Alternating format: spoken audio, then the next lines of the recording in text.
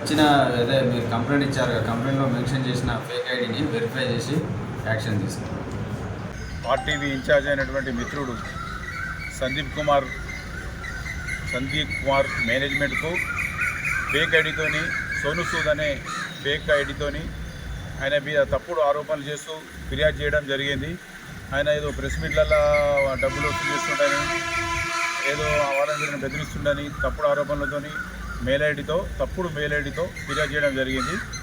చేస్తే వాళ్ళు మేనేజ్మెంట్ కూడా వాళ్ళు ఎంక్వైరీ చేసినటువంటిది ఏం లేదు తెలియదు. అయినా కానీ కూడా ఇటువంటి సంఘటనలు పునరావృతం కాకుండా మేము యోగుపేట ఎస్ఐ గారికి ఆ మెయిల్ ఐడి ఎవరిది అనేది బయట పెట్టాలన్న ఉద్దేశంతో ఎస్ఐ గారికి ఫిర్యాదు చేయడం జరిగింది. ఎస్ఐ గారు కూడా స్పందించి మేము తప్పకుండా అది మెయిల్ ఐడి ఎవరితో ఉందో బయటకు తీసి తెలియజేస్తాం, తగిన చర్యలు తీసుకుంటామని చెప్పి హామీ ఇవ్వడం జరిగింది.